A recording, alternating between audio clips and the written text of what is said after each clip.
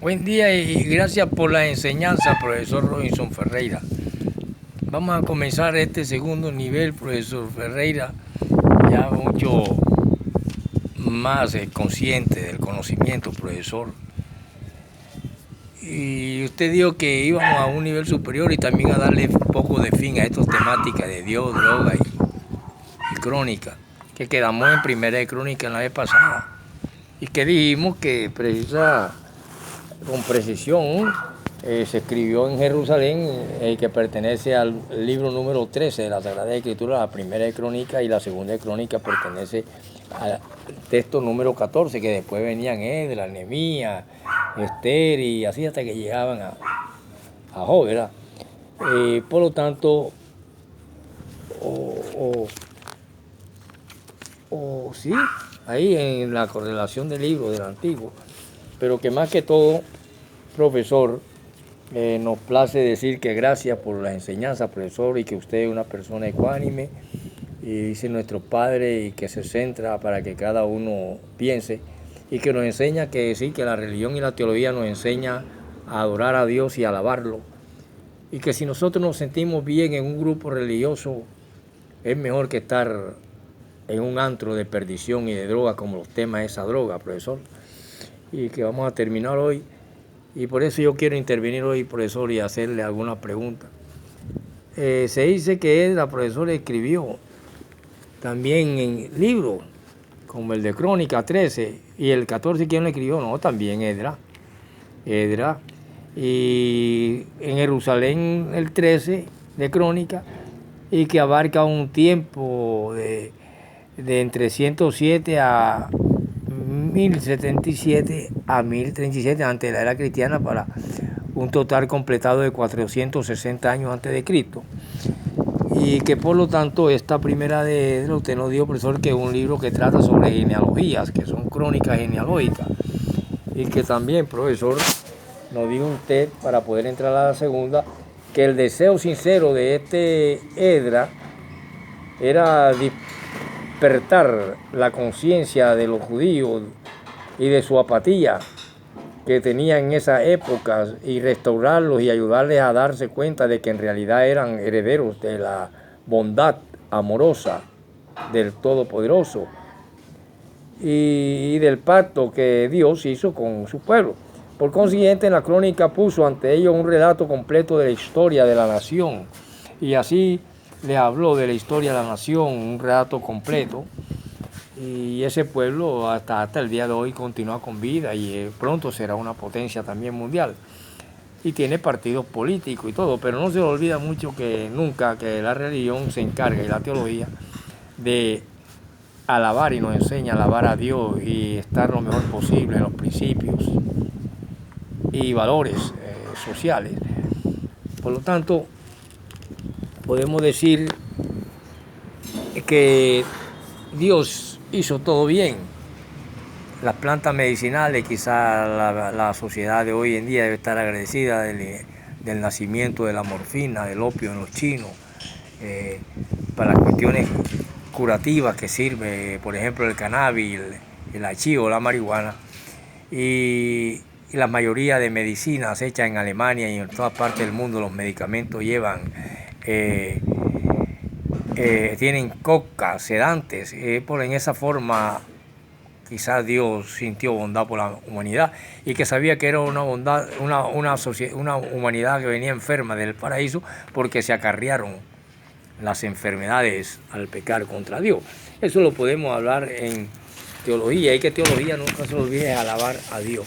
Pero también la religión, que nos une a Él y nos hace estudiar sus cosas y sus principios y sus valores, no lo confundamos con grupos religiosos ni con religión en sí, sino como una enseñanza.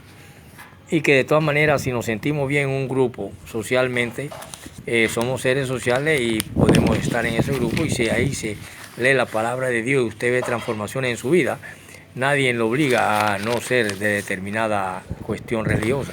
Por lo tanto, pasaremos al segundo libro de Crónica, que es el número ¿qué? El número 14, profesor. Bueno, el número 14 es de segunda de Crónica, y fue escrito también por Esdras, y se escribió en Jerusalén y se completó 460 antes de la era cristiana y también abarca un tiempo entre el 1037 al 537 antes de la era de Jesucristo y forma parte del canon de la Biblia, porque ellos sabían que era confiable y podían comprobarlo mediante otros escritos inspirados y numerosas historias seglares de las que citaba Esdras. Algunos permitieron que historias seglares no inspiradas desaparecieran y conservaron cuidadosamente crónicas. Para la traducción de la Septuaginta, por ejemplo, en los griegos, y crónica era parte prácticamente de la escritura bíblica hebrea. Pero Jesucristo y los escritores de estos libros, como Esdras, no hicieron ninguna cuestión de separamiento. Y estos escritores y Jesús de la escritura griega cristiana lo aceptaron como auténtico, inspirado. Puede ser que el mismo Jesús haya pensado en incidentes como los que se registraron en 2 de Crónicas 24-21, cuando censuró a Jerusalén por asesinar y apedrear a profetas y siervos de Dios. Lo mismo Mateo 23-35 y Mateo 5-12 y 2 de Crónicas 36-16, cuando Santiago llamó amigo de Jehová a Abraham. Quizá esto hizo referencia a la expresión de Esdras en 2 de Crónicas, capítulo 27, y que también en el Nuevo Testamento se ven como en Santiago 2:23. El libro también contiene profecías que se cumplieron infaliblemente, ya profetizadas de 2 de Crónicas, pero que ellos lo analizaban también así. Por lo tanto, queridos estudiantes, todo es mejor y toda asociación y todo donde se encuentren bien y apartados de la droga, cuando ya se convierte en maldita, porque la planta bendecida por Dios, cuando dijo que todo era bueno lo que había hecho, el hombre la convirtió en negocio y se convirtió en un fármaco venenoso y toxicómano y en vicio, y ya de ahí se convierte en adicción y enfermedad. Por eso es que cuando nosotros vemos los libros de Homero y vemos, por ejemplo, la famosa Odisea, es fácil ver que ahí nace la hija de un dios, le da a su esposo o a un hombre llamado Nenelao o algo así por el estilo. ¿Y cómo fue? Sí, profe, Nenelao. Nenelao es que le dije. Sí, claro, profe. Este hombre, cuando vio y cuando absorbió este ungüento, esta sustancia, esta droga que le daba Helena, hija de Zeus, y dice en el libro Odisea de Homero, era un brebaje fuerte, y al él meterse ese brebaje por la boca, hizo que Nepentes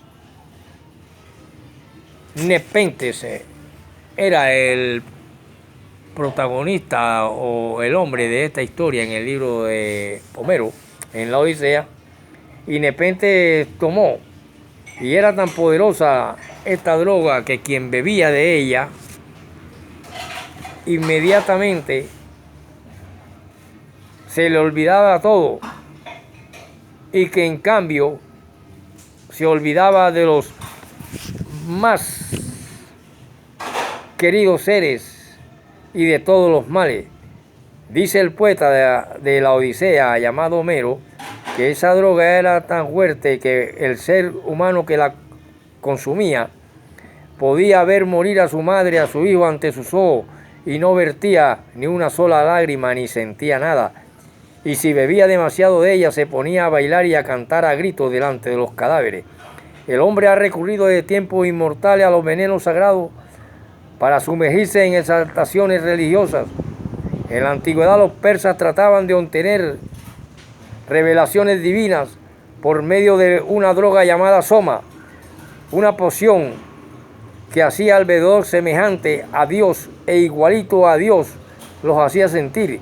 Y este brebaje iniciador extraído del tallo de una planta fue llevado a la India por los invasores arios.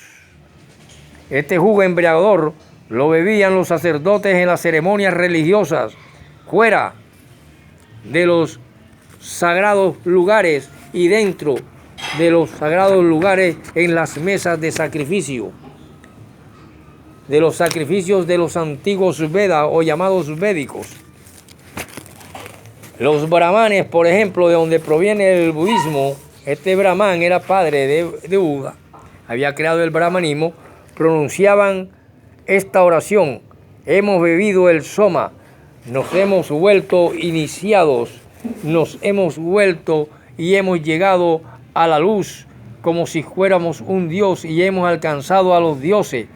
Este brebaje fue el que hizo a Indra todopoderoso y le permitió crear el universo. Los hippies se enorgullecen de que una de las religiones más importantes del mundo, el hinduismo, fuera en su origen el culto tributado a una droga alucinógena como era esta que bebían esas antiguas culturas hasta llegar a convertirse en un dios.